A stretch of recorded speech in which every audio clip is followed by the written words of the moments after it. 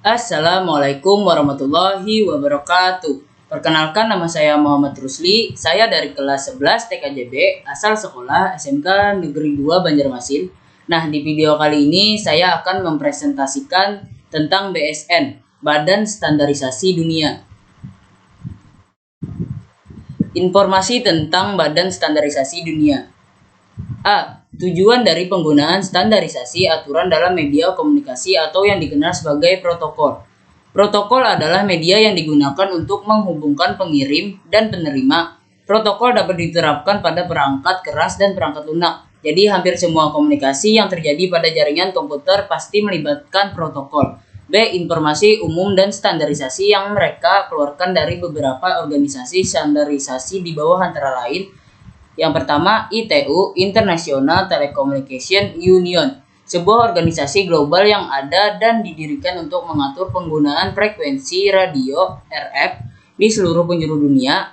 PBB menugaskan kepada International ITU untuk mengatur dalam hal skala penggunaan frekuensi secara global. Lanjut, yang kedua, IEC, International Electrotechnical Commission.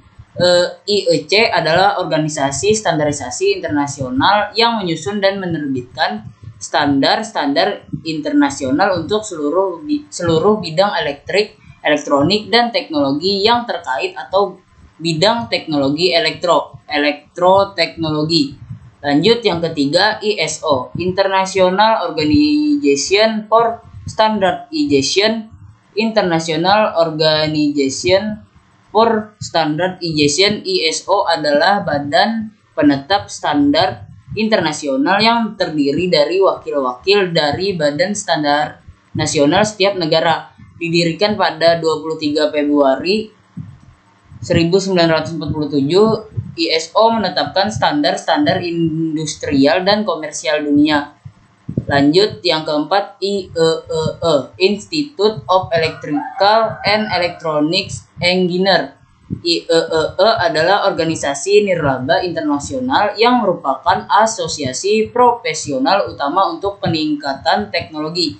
Sebelumnya, IEEE merupakan kepanjangan dari Institute of Electrical and Electronic Engineer. Namun berkembang cakupan bidang ilmu dan aplikasi yang diperdalam, organisasi ini membuat nama-nama keelektroan dianggap tidak relevan lagi, sehingga IEEE tidak dianggap memiliki kepanjangan lagi selain sebuah nama yang dieja sebagai EYEEE.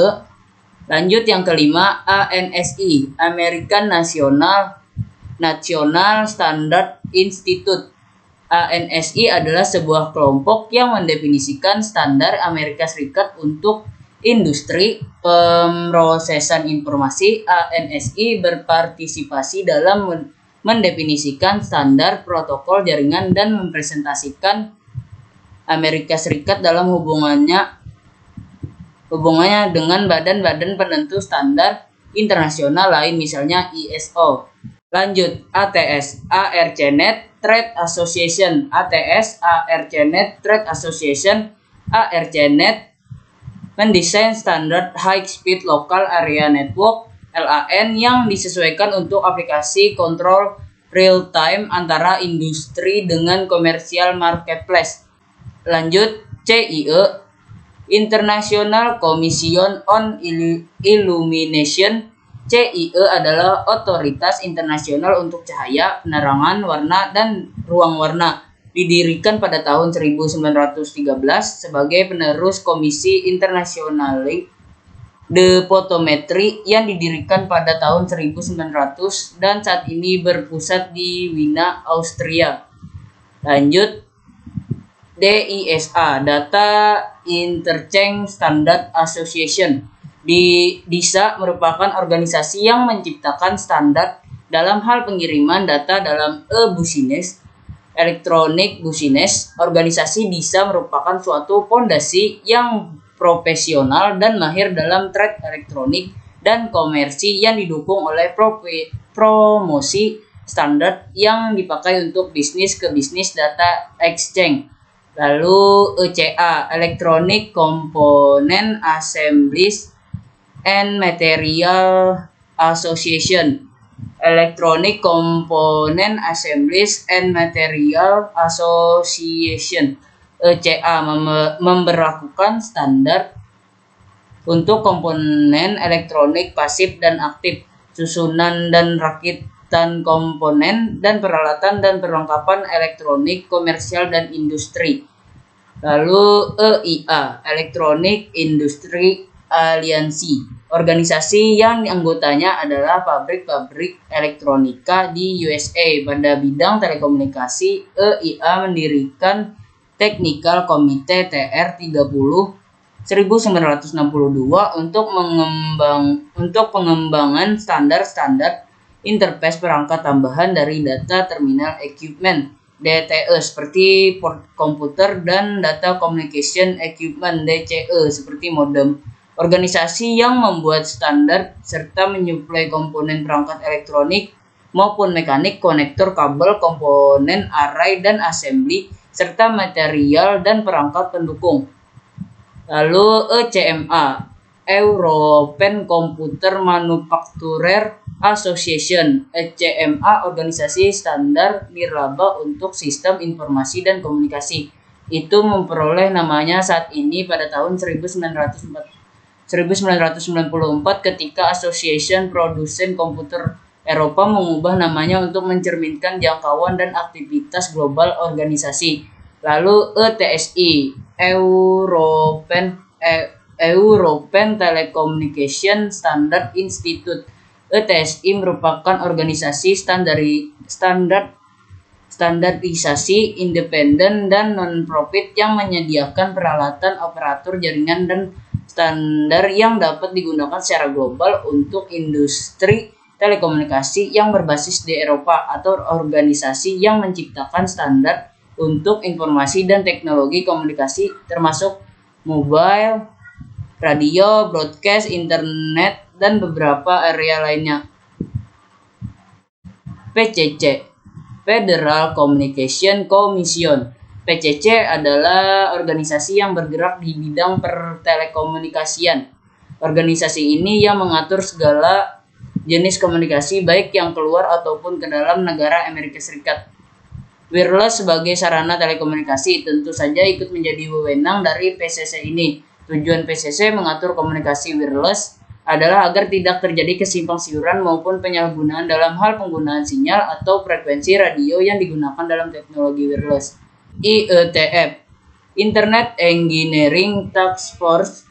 Internet Engineering Task Force disingkat IETP merupakan sebuah organisasi yang menjaring banyak pihak, baik itu individual ataupun organisasional, yang tertarik dalam pengembangan jaringan komputer dan internet. Organisasi ini diatur oleh IESG, Internet Engineering Steering Group, dan diberi tugas untuk mempelajari masalah-masalah teknik yang terjadi dalam jaringan komputer dan internet, dan kemudian mengusulkan solusi dari masalah tersebut kepada IAB, Internet Architecture Board.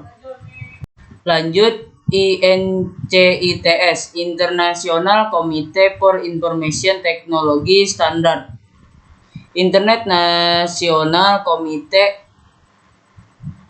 Information Technology Standard (INCITS). Organisasi INCITS fokus dalam menciptakan standar yang bernaung dalam informasi dan komunikasi teknologi (ICT), meliputi media penyimpanan, storage, processing, transfer, display, manajemen, organisasi, dan penyampaian kembali informasi. Lalu ITI, Information Technology Industry Council. ITI sebuah organisasi Amerika yang mempunyai komitmen dalam meningkatkan kualitas kehidupan Amerika, yang antara lain yaitu membantu melindungi informasi personal, memberi wewenang keluarga dan bisnis untuk menghemat biaya energi, penyediaan kecepatan broadband yang tinggi. Lanjut, TIA, Telecommunication Industry Association. Asosiasi Industri Telekomunikasi TIA adalah suatu organisasi terpisah yang diakui oleh ANSI dan bekerja sama dengan Asosiasi Industri NICA, EIA, TIA dikenal terbaik untuk mengembangkan standar pemasangan kabel menggunakan desain dan instalasi sistem pemasangan kabel yang terkoordinasi.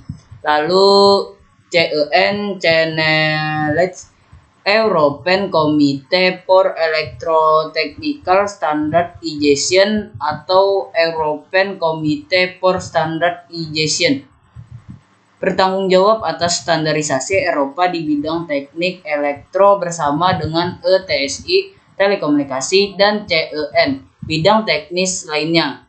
Ia membentuk sistem Eropa untuk standarisasi teknis standar yang diselar harmonisasi oleh lembaga-lembaga ini secara teratur diadopsi di banyak negara di luar Eropa yang mengikuti standar teknis Eropa. Lalu C. Informasi 7 buah layar OSI, fungsi utama masing-masing 7 lapis atau layar, contoh protokol dan kegunaan protokol pada tujuan lapis layar di bawah antara lain. Yang pertama, fisikal. Fisikal fungsinya adalah untuk mendefinisikan media transmisi jaringan sinkronisasi bit, metode pensinyalan, serta membangun arsitektur jaringan seperti pengkabelan dan topologi jaringan. Lalu 2. Data link. Data link. Pada data link, layar memiliki tugas untuk menentukan setiap bit data dikelompokkan menjadi format yang disebut dengan frame. Pada level ini juga terjadi koreksi kesalahan, flow control, pengelamatan hardware atau perangkat keras seperti halnya pada match address, media access control address. Lalu yang ketiga, network. Tugas dari network layer adalah membuat header untuk paket yang berisi informasi IP, internet protokol, baik IP pengirim atau IP tujuan data. Lalu yang keempat, transport layer mempunyai fungsi untuk memecah data menjadi paket-paket data serta memberikan nomor urut untuk setiap paketnya, sehingga nantinya dapat disusun kembali saat sampai pada tujuan. Pada layar ini juga menentukan protokol yang akan digunakan untuk mentransmisikan data, seperti protokol TCP. Lalu yang kelima, session. Session layer merupakan lapisan yang berfungsi untuk mendefinisikan bagaimana sebuah koneksi dapat dibuat, dikelola, dan dikembangkan. Contoh protokol yang berada pada session layer adalah NPS, SMB, RTP, dan lain-lain. Lalu yang keenam, presentation. Presentation mempunyai fungsi untuk mentranslasikan format data yang akan ditransmisikan oleh aplikasi melalui jaringan ke dalam format yang dapat ditransmisikan oleh sebuah jaringan.